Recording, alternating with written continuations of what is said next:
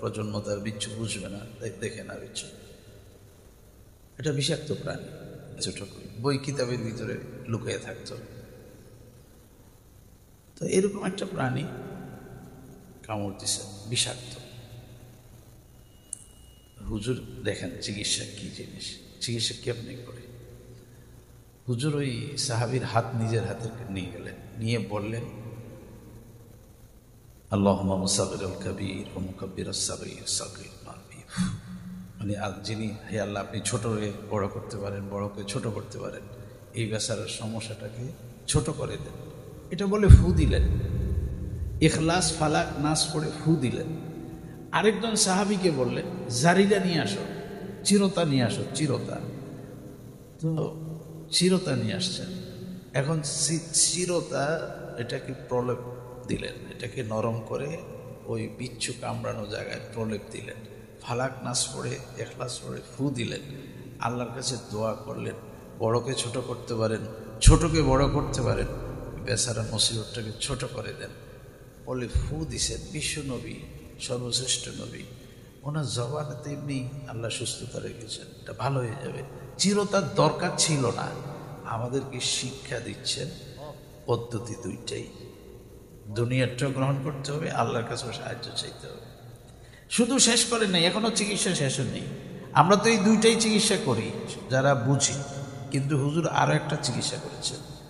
বলেছেন শেষ যখন সাহাবী শান্ত হয়ে গেছেন তখন বলেছেন, তুমি যদি গত রাতে শোয়ার পূর্বে বলতে আউযু বিকালিমাতিল্লাহি তাম্মাতি মিন শাররি মা খালাক, এই কথাটা 3 বার বলতে, তাহলে তোমাকে বিচ্ছু কামড়ানোর সাহস পেত না।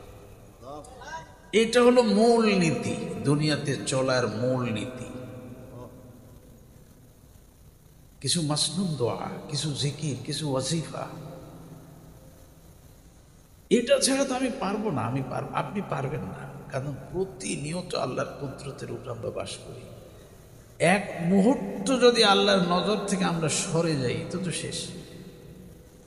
এই জন্য আল্লাহ সাহায্য চায়। এই যে ঘর থেকে বের হই, আমরা কত বড় বড় কাজে বের হই, কত বিপজ্জনক কাজে বের হই, বলেছি বলো বিসমিল্লাহি তাওয়াক্কালতু আলাল্লাহ ওয়ালা হাওলা ওয়ালা কুওয়াতা ইল্লা বিল্লাহ।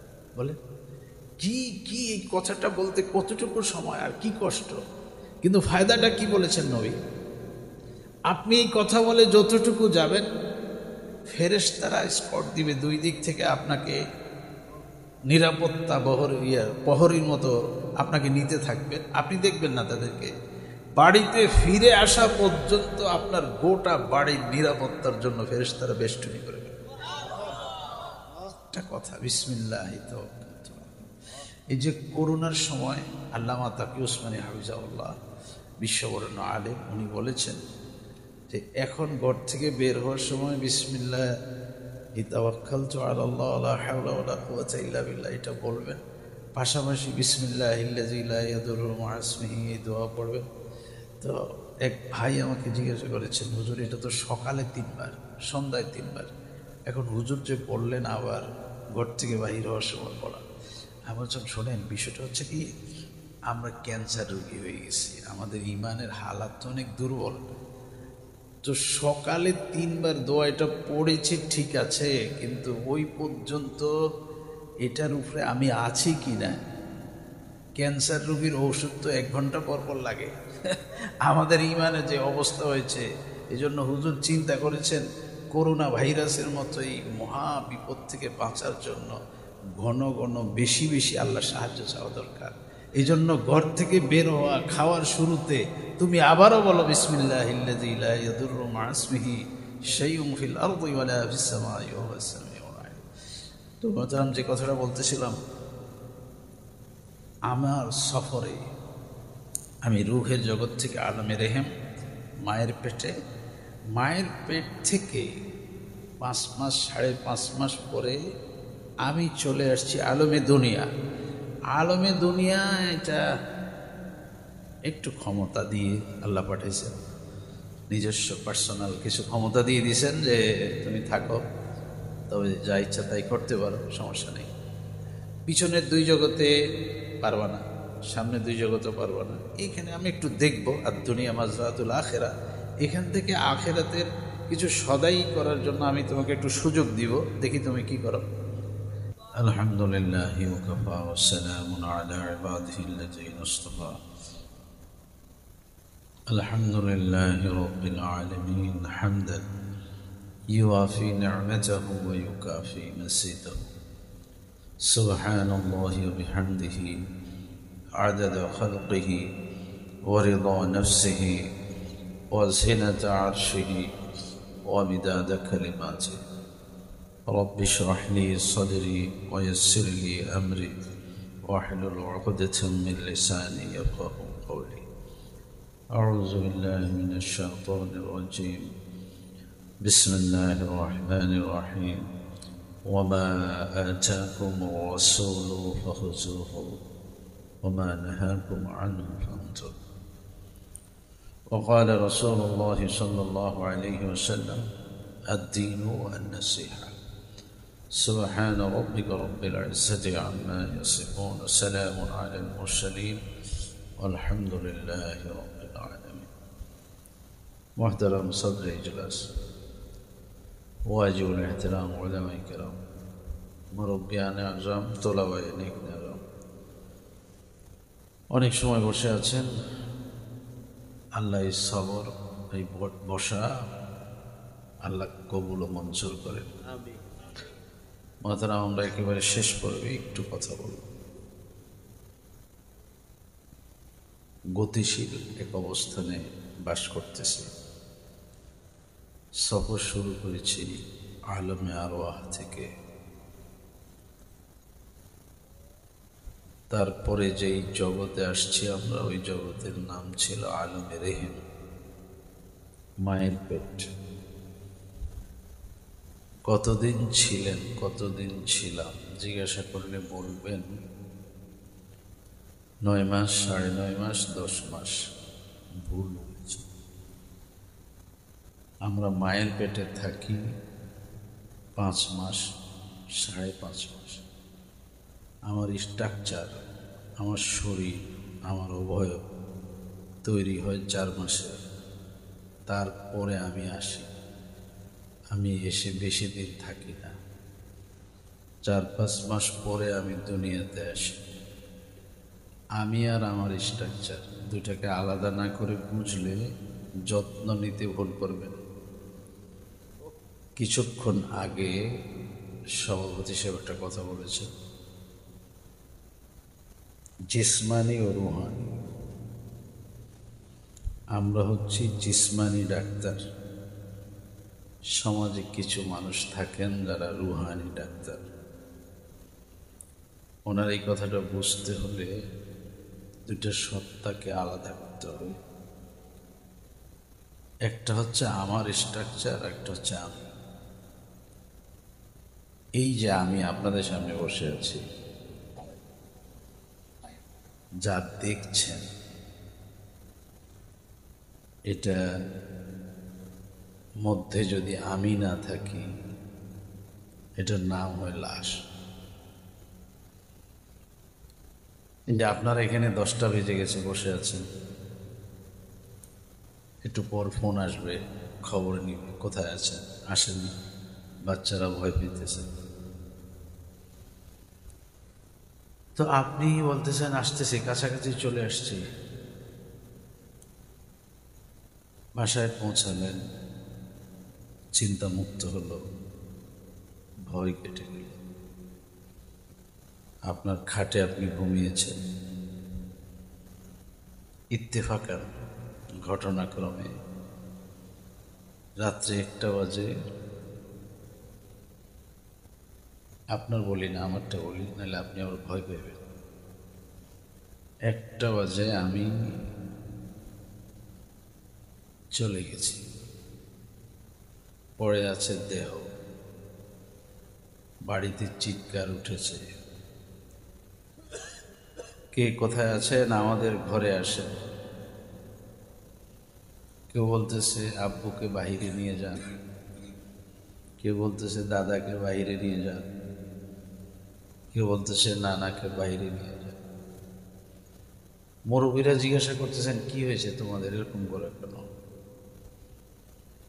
থাক না সকাল পর্যন্ত। বলে না আমাদের ভয় লাগে। তো কিছুক্ষণ আগেই আমার ছেলেরা বলেছিল আব্বা কেন আসে না, আমাদের ভয় লাগে। এখন আমার ছেলেরাই বলতেছে আব্বাকে বাইরে নিয়ে যান, আমাদের ভয় লাগে। বোঝা যে কত মুশকিল। আমি আর সত্তা, যা তার শরীর, রূহ আর জিসিম দুটা দুই জিনিস। একটা মাটি দিয়ে তৈরি, এটা মাটি খায়, মাটিতে চলে যায়। আরেকবার বলি, আমার শরীরটা মাটি দিয়ে তৈরি, এটা এখন মাটির থেকে উৎপন্ন, কিছু খেয়ে বেঁচে আছে, আবার চলে যাবে মাটির ভিতরে। শুধু পড়েই তো বুঝি না, মিনহা খালাকনাকুম ওয়া ফিহা নুঈদুকুম ওয়া মিনহা নুখরিজুকুম। এগুলি তো আমরা এই লাশ রাখার জন্য সময় তো এগুলি বলতেছি, কি বলতেছি জানি না। তো মাটির তৈরি, মাটি খাই, মাটিতে চলে যাই। আমি মাটির তৈরি না, আমি মাটি খাই না, আমি মাটির ভিতরে যাব না, আমি চলে যাব আলমে বরজখে। আলমে বরজখ আর কবর আরেকটা ব্যাখ্যা লাগবে। মহতারাম, আমি কম সাউন্ডে কথা বলবো, সমস্যা নেই। আমি নিজেই কথা কম ছোট করে বলবো, বাতাস লাগবে না। শুধু বুঝতে পারেন কথা, এতটুকু আওয়াজে কথা হবে। অনেক দূরে অনেক ভাই বোনেরা ঘুমিয়ে গেছেন, তাদের কষ্ট দিলাম, গুনাহ হবে, গুনাহ। যারা এখন ঘুমাইতেছেন মাইকের আওয়াজ ঘুমাইতে পারতেছেন না, তাদের যদি কষ্ট হয়, আমার এই ওয়াজ মাহফিলে তারা গুনাহ হবে। তো মহতারাম, পরিচয় দুটা, একটা হলো আমার আর একটা হলো আমার অবস্থানের। আমি এই মাটির ভিতরে ছিলাম না, বহুকাল ছিলাম না এবং থাকবো না অনন্তকাল। মাটির ভিতরে চলে মাটির সাথে মিশে যাবে, আমি চলে যাব আলমে বরজখে। আল্লামা জাওজি কিতাব লিখেছেন, কিতাবুর রূহ, বাংলা অনুবাদ আসছে, পড়তে পারে। সেখানে রূহ নিয়ে অনেক আলোচনা হয়েছে। আর পৃথিবীর সবচেয়ে কঠিন প্রশ্ন হচ্ছে রূহ। এই যে আমাদের ডাক্তার সাহেব এখানে বসে আছেন, ওনাদেরকে যদি জিজ্ঞাসা করেন রূহ কি, থাকে কোথায়, কি করে, বড় কঠিন। কারণ ওমা উতীতুমুল ইলমা ইল্লা কালিলা ওয়া ইয়াসআলুনাকা আনির রূহ, আমাদের নবীকে অ্যাটাক করার জন্য প্রশ্ন করা হয়েছে।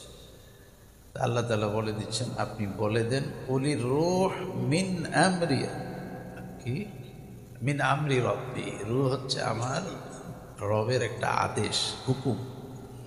ওমা উতীতুমুল ইলমা ইল্লা কালিলা, এটার জ্ঞান তো আল্লাহ মানুষকে একদম কম দিছেন, মানুষ বুঝতে পারে না। কি গতিতে রক্ত চলে শরীরের ভিতরে, কিন্তু কে চালায়, কেমনে চলে, কোত্থেকে পাম্পিংটা হয়, কে ওটাকে আবার নাড়াচাড়া করে, এখানে গেলে আর কিছু থাকে না।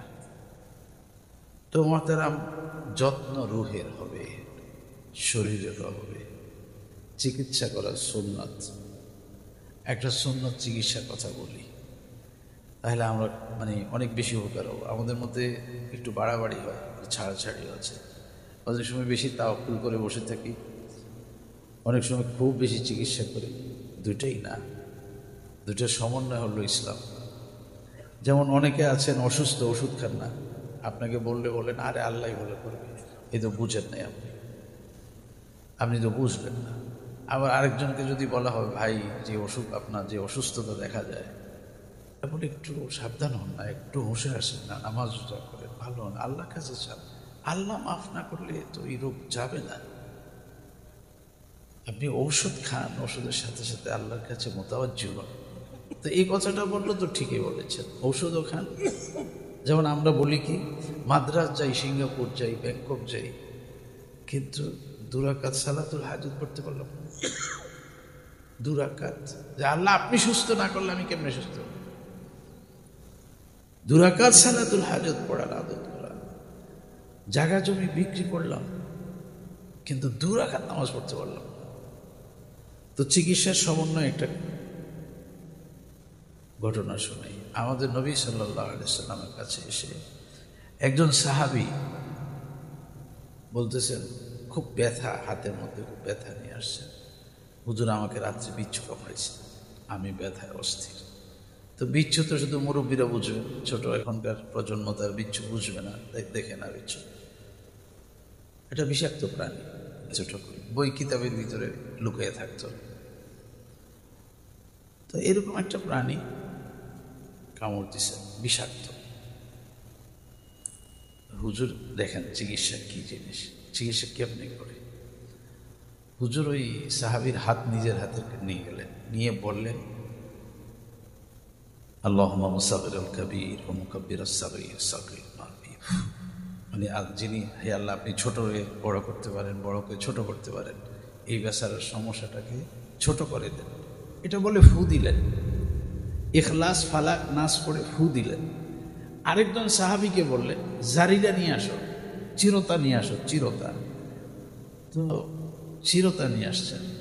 এখন চিরতা এটাকে প্রলেপ দিলেন, এটাকে নরম করে ওই বিচ্ছু কামড়ানো জায়গায় প্রলেপ দিলেন। ফালাক নাস পড়ে ইখলাস পড়ে ফু দিলেন।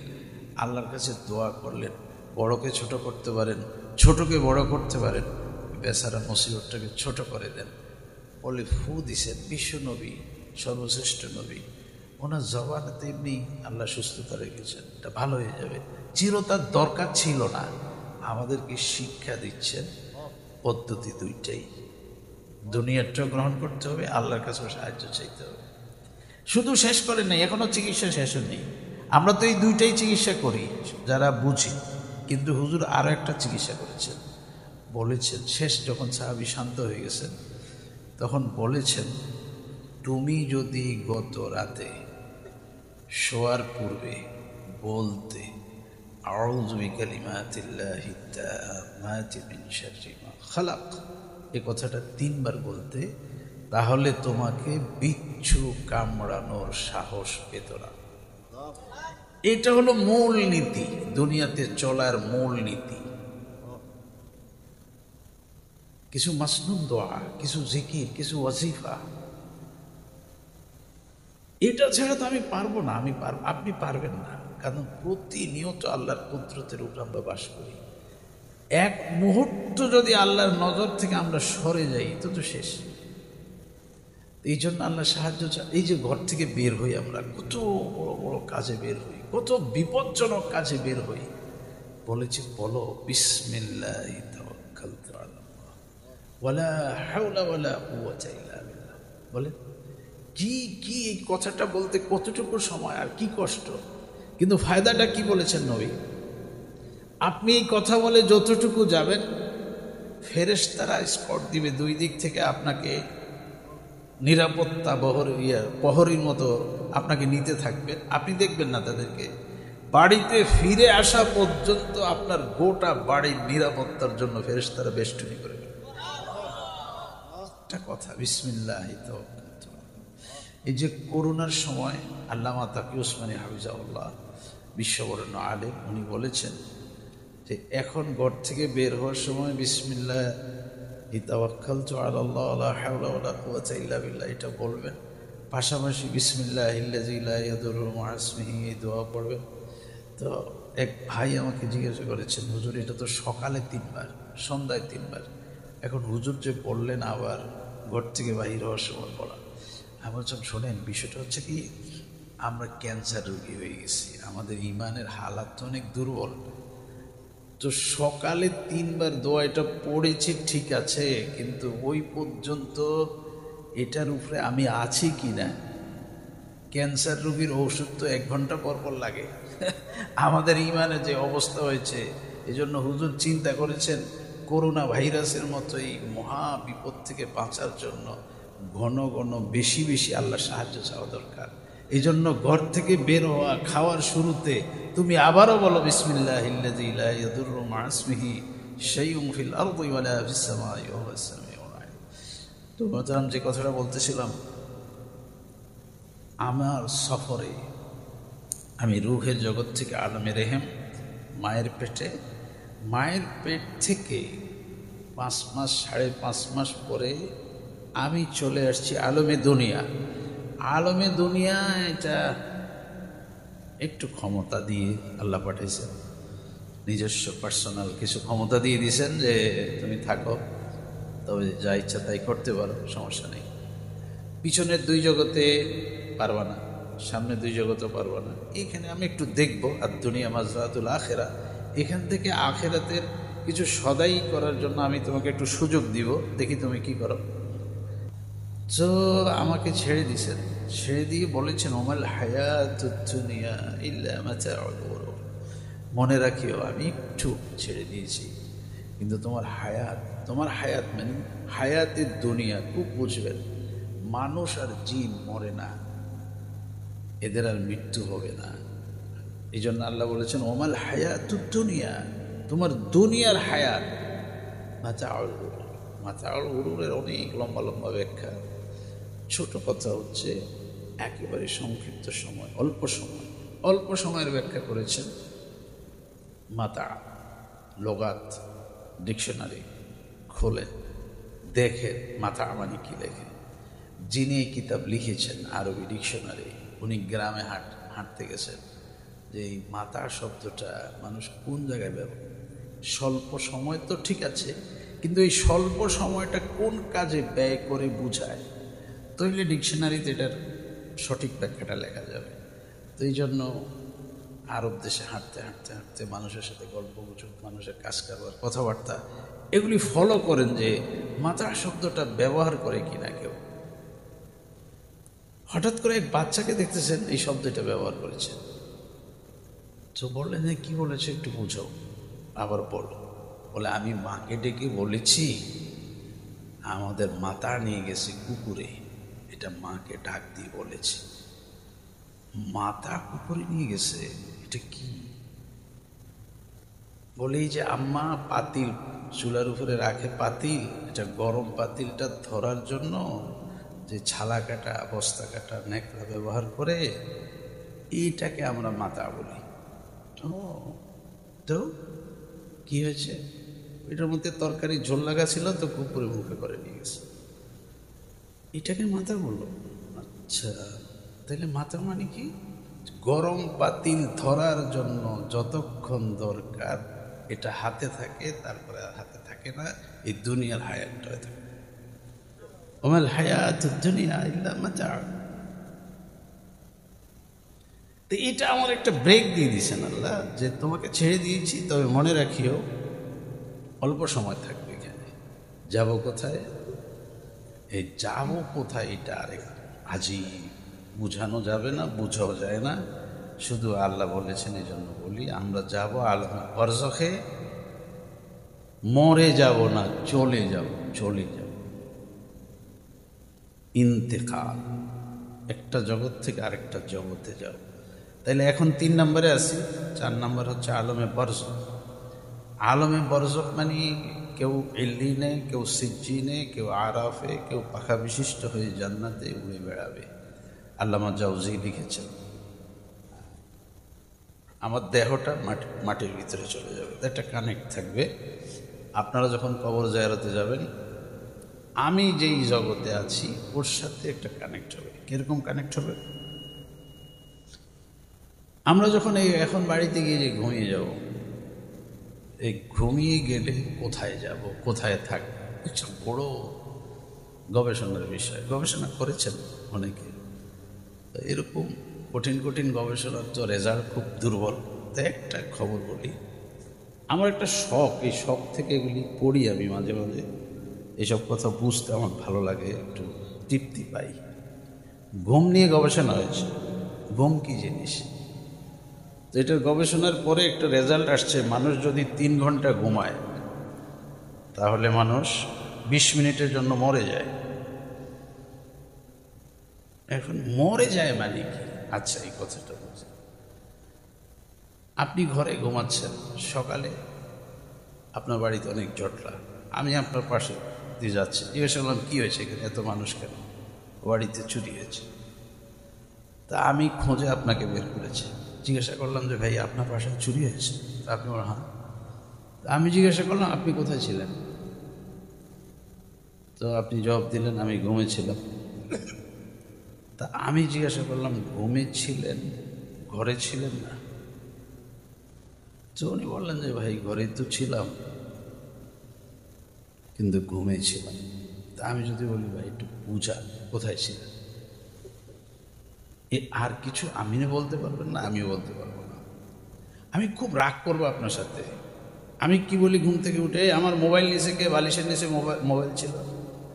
আপনি যদি ঠান্ডা মাথায় আমাকে জিজ্ঞাসা করেন ভাই এত চেঁচামেচি করেন, আপনার মাথার নিচে মোবাইল ছিল, আপনি দেখেন না, আপনি জানেন না কে নিচ্ছে, আমরা জানবো কেন? ঘুম একটা মৃত্যু, এটা মৃত্যুর মোরাকাবা। এখান থেকে শিক্ষা। এটা শুনেন, এটা আপনারা তো এখন গবেষণা করেন। আমাদের নবী সাল্লাল্লাহু আলাইহি ওয়াসাল্লাম খুব স্পষ্ট করে বলেছেন, তোমরা ঘুমানোর আগে ওযু করো, ইস্তেগফার করো, জিকির করে ঘুমাও। কারণ ঘুমের মাধ্যমে মানুষের একটা মৃত্যু হয়, আত্মা আর শরীর বিচ্ছিন্ন হয়ে যায়। রিমোটের মতো কাজ হয়, কানেক্ট থাকে একটা, কিন্তু অনেক দূরে চলে যায়, টাচ করলে চলে আসে। এই জন্য কিছু আদব বলা হয়েছে। ঘুম থেকে উঠে তুমি দৌড় দিও না, কাউকে ঘুম থেকে টান দিয়ে উঠে দাঁড় করাই দিও না, কারণ রূহ এসে সেটিং হতে অনেক সময় দরকার। প্রত্যেকটা অঙ্গকে আবার আপন আপন অবস্থায় ঠিক করে চালু করতে একটু সময় লাগবে। এই জন্য বলা হয়েছে পায়ে একটু চাপ দাও, হাতে একটু চাপ দাও, চোখ খুলে যাক, আস্তে স্থির হোক, তারপরে উঠে বসো। আপনাকে বলেছে আপনি একটু চোখ রোকড়ান, একটু শরীরকে নাড়াচাড়া করেন, তারপরে কদম দেন।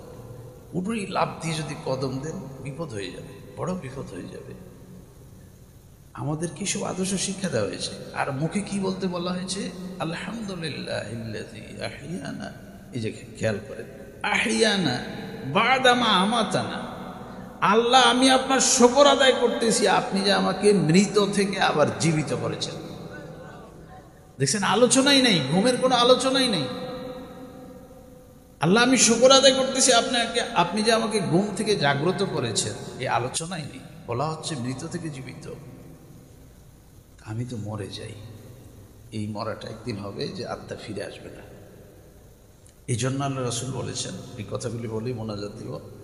আজকে বাড়িতে গিয়ে একটা আমল শুরু হবে ইনশাআল্লাহ। বলেছেন ওযু করে শোয়ার জন্য। এই ওযুটা একটু কঠিন, আমি একটু সহজ করি। আপনারা নিয়ম, আমাদেরও নিয়ম, বাইরের থেকে গেলে হাত ধুয়ে খানা খাওয়া। তো অনেকে আছেন হাত ধুয়ে ফেলেন। হাত ধোয়া, 2 হাত ধোয়া, এই যে তখন আমি এখনো এটা নিয়ে বিতর্ক করতাম, আগেই অনেক বিতর্ক করতাম। বিতর্ক মানে বুঝার জন্য ওস্তাদদেরকে জিজ্ঞাসা করতাম, সহপাঠীদেরকে জিজ্ঞাসা করতাম যে নবী তো 2 হাত ধুইতে বলছে, কিন্তু আমার তো বুঝে আসে না মানে বুঝার জন্য জিজ্ঞাসা। 2 হাত ধুইতে হবে কেন? খাবো তো ডান হাতে, বাম হাত ধুইব কেন?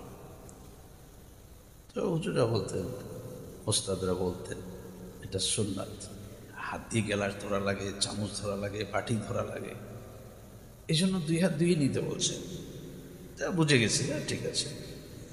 কিন্তু এই করোনা ভাইরাস আসার পরে আমাদের এই সময় যে বসে আছেন ডাক্তার সাহেবরা যখন বারবার বলতেছেন 19 সেকেন্ড 2 হাত ধো সাবান দিয়ে, তো তখন আমার একটা কথা বুঝে আসছে, 19 সেকেন্ড 2 হাত ধো, তার মানে কি? তার মানে হচ্ছে 1 হাত দিয়ে কোনোদিন 1 হাত পূর্ণ ধোয়া হয় না। আপনি যদি গোশত দিয়ে ভাত খান আর সাবান মাখেন আর পানি ডালেন, দেখবেন এখানে এখানে এখানে এখানে। হারে নবীর সুন্নাত বলে যে 2 হাত ধো, না হলে 1 হাত পূর্ণ ধোয়া হবে না। আচ্ছা, আমি যে কথাটা বলার জন্য এটা বলছি সেটা হচ্ছে, বাড়িতে গিয়ে আপনি হাত ধোন, হাত ধুয়ে কুলি করেন, মুখ ধুয়ে ফেলেন, এরপরে খেতে বসেন, তো অজুর অঙ্গ 2টা তো আপনি ধুয়ে ফেলেছেন।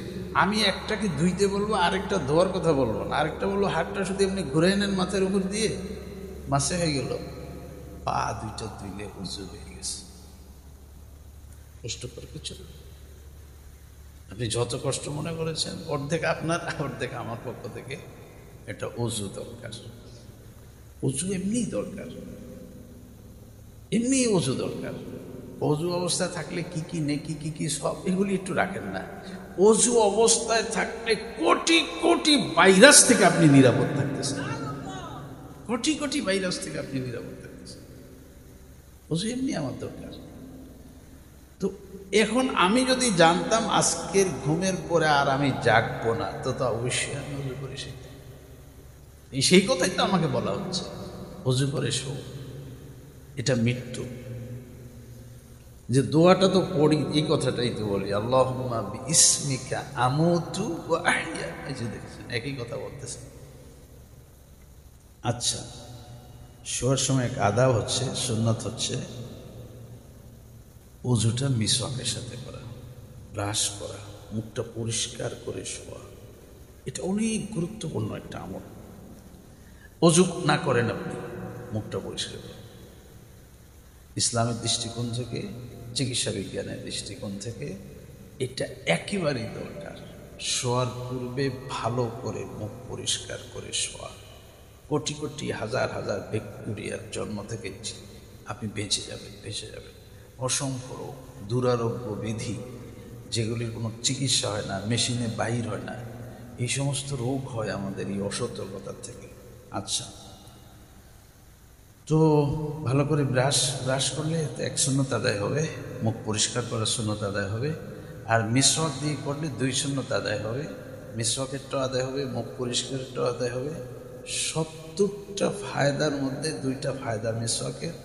একটা হচ্ছে আল্লাহ মৃত্যুর সময় যন্ত্রণা লাঘব করে দিবেন, আর মৃত্যুর সময় ঈমান নসিব করবেন। এখন কোনটা দিয়ে করবেন এটা আপনি বিবেচনা করবেন, ঠিক আছে? এরপরে ঘরে আসলে কিছু কাজ আছে, সেটা হলো দরজা জানালা এগুলি বন্ধ করেছে কিনা এটা একটু খেয়াল করেন। আপনি বলবেন আমার পাইপ পেয়াদা অনেক আছে, বন্ধ করার লোক আছে হুজুর। আমি বলবো আপনাকে, আমি তো বন্ধ করতে বলি নাই, আমি হিকমতের সাথে বলেছি আপনি খেয়াল করেন। আমাকে বলেছিল বন্ধ করে শোয়া, দরজা জানালা বন্ধ করে শোয়া একটা সুন্নত আমল। এখন আমি তো ঘরের মধ্যে অনেক সদস্য আছে, কাজের লোক আছে, তো আমি চিন্তা করেছি এই সুন্নত তার আমার দরকার নেই, না আমার তো এই সুন্নতের সওয়াব দরকার। এই জন্য আমি হিকমতে বললাম আপনি খেয়াল করেন জানলাটা বন্ধ হয়েছে কিনা, দরজাটা বন্ধ হয়েছে কিনা, আমার সুন্নত সওয়াব হয়ে গেল। শুধু খেয়াল করলে হয়ে গেল। একটা হলো বন্ধ করা একটা কাজ, কাজে গেলাম না, শুধু খেয়াল করলাম, তো আমার সুন্নত আদায় হয়ে গেছে। আচ্ছা, এবার ঘরে যত পাত্র আছে সব ঢেকে দিবেন, খেয়াল করবেন। আর এটা শুধু শোয়ার সময় না, সব সময়। ইসলামগুলি যদি আমরা চিকিৎসা বিজ্ঞানের সাথে দেখতাম তাহলে বুঝতাম যে ইসলাম কত বিজ্ঞানসম্মত একটা ধর্ম। যদিও বিজ্ঞান দিয়ে আমরা ইসলামকে যাচাই করবো না, কিন্তু বুঝার জন্য, আমল করার সুবিধার্থে এই জন্য পড়তে পারেন একটা কিতাব, সুন্নাত ও সায়েন্স, ডাক্তার তারেক মাহমুদ লিখেছেন। দি Bible, the Quran and science, এগুলি পড়তে পারেন। পড়লে কি হবে, আপনি যে ধর্মে আছেন এই ধর্মটা যে কত যৌক্তিক ধর্ম, আপনার আত্মবিশ্বাস ধর্মের উপরে বেড়ে যাবে। এই জন্য বলছি। তো দরজাটা বন্ধ করে দেন, ঢাকনা দেন। ভাতের পাতি, তরকারি পাতি, পানির জগ সব ঢেকে দিতে বলেছে। গুরুত্বটা বুঝেন। নবী সাল্লাল্লাহু আলাইহি ওয়াসাল্লাম বলেছেন ঢেকে দেওয়ার জন্য যদি আর কোনো পাত্র না থাকে তোমার কাছে, তাহলে একটা শলা কাঠি রেখে দাও, বিসমিল্লাহ বলে আল্লাহ খানার নিরাপত্তা দিতে থাকবেন। এখন সকালে উঠে যে ভাত খেয়ে ফেলছেন, তরকারি খেয়ে ফেলেছেন, জগে ঢাকনা ছিল না, ওই পানি খেয়ে ফেলেছেন। একটা গ্লাস খোলা ছিল, ওই গ্লাস না ধুয়ে পানি খেয়ে ফেলেছেন। তো ভাই, আমি তো ভিতরে অনেক অনেক এই যে পানিবাহিত রোগ বলে, এগুলো তো আমি ঢুকেছি পেটের ভিতরে। দেখে অন্ধকারে পানি পান করতে নিষেধ করেছেন। নবী সাল্লাল্লাহু আলাইহি ওয়াসাল্লাম বলেছেন দেখে পানি পান করো। কেন ভাই, কেন? পানিতে একটা বিষাক্ত কিছু পড়ে থাকতে পারে, একটা বিপদ হইতে পারে, একটা পোকা একটা পোকার একটা জীবাণু তো আপনার জন্য শেষ। এক একটা পোকার মধ্যে এক এক রকম জীবাণু, এক একটা পশুতে এক এক রকম জীবাণু। এরপরে তো ভাইরাস তো উঠতেছে, ঘুরতেছে, চলতেছে। একটা চামচ এটাকে এমনি রাখতে বলছে, চামচ এমনি রাখো, প্লেটটা এমনি রাখো, গ্লাসটা এমনি রাখো। এইগুলি না শিখলে আপনি কি শিখবেন? ঘরের ভিতরে চর্চা। আমি প্রত্যেকটা ওয়াজে একটা ভূমিকা বলি, আপনাদের এখানে তো মানে একদম অল্প সময় কথা বলছি, শেষ কথাই চলে আসছি। তারপরে ভূমিকাটা যেটা বলি সেটা বলি, এটা ওয়াজ করার জন্য মাইক লাগে না। ওয়াজ হবে ঘরে, ওয়াজ হবে বাড়িতে, ওয়াজ হবে মসজিদে, ওয়াজ হবে মহল্লায়। হ্যাঁ, মানুষ বেশি হয়ে গেলে মাইক লাগবে, কিন্তু ওয়াজ তো চালু রাখতে হবে। ভালো কথাগুলি, নসিহাতের কথাগুলি ঘরে চর্চা করেন না। বাচ্চাদের সামনে একটু বসেন, একটা কিতাব খুলে বসেন। আপনার একদম কিতাব হাদিস জেনে বসতে হবে এমন কোনো কথা নাই তো। এই যে আমি বলি মানুষকে এত সহজ করে দিই যে ভাই উঠেন, নামাজের সময় হয়েছে, ভাই আসেন, নামাজের সময় হয়েছে। এই তো দাওয়াতের কাজ হয়ে যাচ্ছে, এই তো ওয়াজ হয়ে যাচ্ছে। আপনি এটাকে এত কঠিন করেছেন কেন? আপনার বাচ্চাকে বলেন, আমি তো পড়তে পারি না, তুমি এই ফাজাইলের কিতাবটা একটু পড়ো তো। বাস, ওই তো ঘরের ভিতরে চর্চা শুরু হয়ে গেছে। তো ভাই ওয়াজটা দরকার, আলোচনাগুলি ঘরে বাহিরে ভিতরে সব জায়গায় দরকার। আপনি ঘরে ওয়াশ করেন, বাটি এমনি রাখতে হয়, প্লেট এমনি রাখতে হয়। একটা গ্লাস খোলা থাকলে এটা না ধুয়ে খাওয়া যায় না, এটা ধুয়ে খেতে হয়। এই আলোচনাগুলি করেন, আপনি ঘরে অনেক রোগ ব্যারাম থেকে, বিপদ থেকে বেঁচে যাবেন। ঘরে ঢোকার সময় একটা জোরে করে সালাম দিবেন, বের হওয়ার সময় বিসমিল্লাহি তাওয়াক্কালতু আলাল্লাহ বলে যাবেন। আল্লাহ এই ঘরকে বালা মুসিবত, জিন, ভূত, ভাইরাস থেকে হেফাজত করবে। কুদুর কাজ তো না করলে কেমনি ঠিক থাকবে? পুরা সমাজ ব্যবস্থা ঠিক রাখা তো আমার জন্য অনেক কঠিন। আমি তাওয়াক্কুল করবো, আল্লাহর হাতে দিয়ে দিব, সফর্দ করে দিব, তাহলে আল্লাহ হেফাজত করবেন। তো শুয়ে যাবেন, এখন শুয়ে যাবেন তো একটু কাজ আছে। আলোগুলি দেখেন, আলো, চেরাগ, মোমবাতি অবশ্যই বন্ধ করে দিতে হবে। অযথা লাইট কোথায় কোথায় জ্বলতেছে এটা বন্ধ করতে বলেছে, এটা সুন্নত। শোয়ার আগে যে খাটে যে চৌকিতে ঘুমাবেন, এটা আমরা যেহেতু কাবা থেকে পূর্বে থাকি, এই জন্য আমরা কেবলামুখী হয়ে শুইতে হইলে আমাদের চৌকিগুলি উত্তরে দক্ষিণে রাখা লাগবে। সুন্নাত, সুন্নত, গুরুত্বপূর্ণ সুন্নাত, গুরুত্বপূর্ণ সুন্নাত। ডাক্তার সাহেব আছেন, একটা মানুষের অন্য জায়গায় তো বলি, এখন তো ওনাকে পেয়ে গেছি। এখান থেকে শুরু হোক। হাসপাতালে আমরা কিছু সমস্যায় পড়ি, সেটা হলো আলহামদুলিল্লাহ আপনারা জানেন বাংলাদেশে খিদমা একটা হসপিটাল, আমি কিছুদিন ছিলাম, যেটা ওনাদের তত্ত্বাবধানে পরিচালিত হয়। ওখানে নারী পুরুষ আলাদা আছে, ঠিক আছে, কিন্তু আমি যে রুমে ছিলাম ওখানে আমি চৌকিটাকে নিজে লোক দিয়ে উত্তরে দক্ষিণে করেছি। উদ্দেশ্য ছিল আমি যদি এখানে মরে যাই যেন আমার মৃত্যুটা কেবলামুখী হয়। তো হাসপাতালে তো অধিকাংশ মানুষই মারা যান, কঠিন জটিল বিষয়। তা ডাক্তার সাহেবের কাছে আমার বেডগুলি যেন উত্তরে দক্ষিণে, খুব জরুরি, খুব জরুরি। আর আমি খিদমা হসপিটালেই পাইছি কোরআন শরীফ পড়ার একটা ব্যবস্থা। আমি যারা কাছে ছিলেন তাদেরকে বলেছি, দেখো একটা কোরআন শরীফ পাও কিনা। আলহামদুলিল্লাহ, যে ডিউটি ডাক্তার যিনি থাকেন ওনার রুমে যাওয়ার পরে কোরআন শরীফ পাওয়া গেছে। তো একটু দিনই এই যে দেখেন আমরা আইসিইউতে থাকি, আইসিইউ থেকে চলে যাই, না জিকির আছে না তেলাওয়াত আছে। এটা কোন ধরনের মৃত্যু? কি আমি কি হায়ওয়ান জানো? আমার মৃত্যু একটু বেশ কম না? আমার মৃত্যুর পরিবেশটা একটা ভিন্ন থাকবে না? না তো আইসিইউর ভিতরে তো আমার আত্মীয় স্বজন কেউ যেতে পারে না, আইসিইউর ভিতরে আপনজন কেউ যেতে পারে না। তো যেতে না পারলে এই লোককে বিদায় দিবে কে?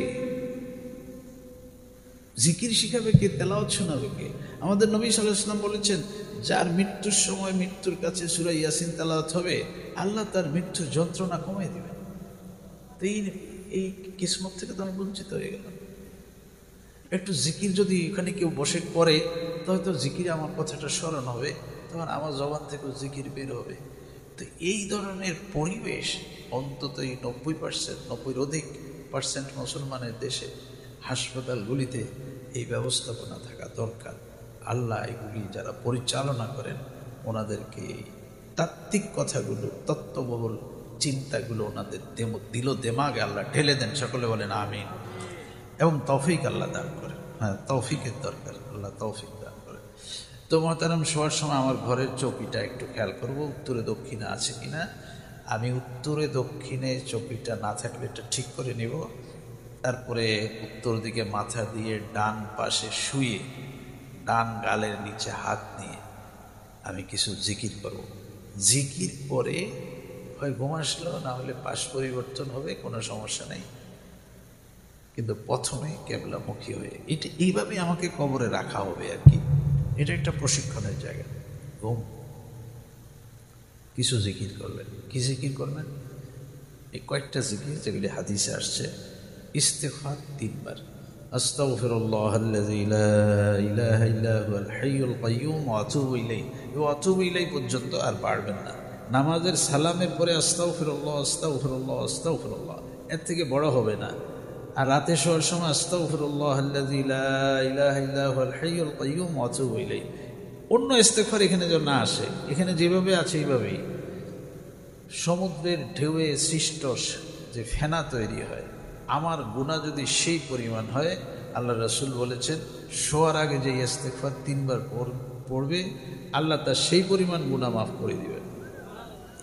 দেখেন, আমাকে ক্লিন হয়ে শুইতে বলেছে না? তো অজু তো হইলো, অজু যেটা এটা হলো জহিরি ক্লিন, পরিষ্কার। এখন বাতিনি ক্লিন শুরু হয়েছে। জেসমানি ও রুহানি ক্লিন, দুইটা একসাথে। ইস্তিগফারের দ্বারা আমার রুহানি ক্লিন হবে, পরিষ্কার হবে, আর ওযুর দ্বারা আমার জহের পরিষ্কার হবে। এবার দুরূদ শরীফ, সূরা ফাতিহা, আয়াতুল কুরসি, সূরা বাকারার শেষ 2 আয়াত, সূরা আলে ইমরানের শেষ 10 আয়াত, সূরা কাফিরুন, ইখলাস, ফালাক, নাস, এই সবগুলি রাত্রে পড়া সুন্নত। নামাজের পরেও সুন্নত, রাতে ঘুমানোর সময় সুন্নত। সুবহানাল্লাহ 33 বার, আলহামদুলিল্লাহ 33 বার, আল্লাহু আকবার 34 বার। রাতেও সুন্নত, সকালে নামাজের পরেও সুন্নত। আল্লাহুম্মা বিইসমিকা আমুতু ওয়া আহইয়া, আল্লাহুম্মা কিনি আযাবাকা ইয়াওমা তাবআসু ইবাদাক, আউযু বিকালিমাতিল্লাহি তাম্মাতি মিন শাররি মা খালাক। পরে 3 বার বলা লাগে। একটু জিকির আপনি এগুলির মধ্যে একটা না একটা পারেন।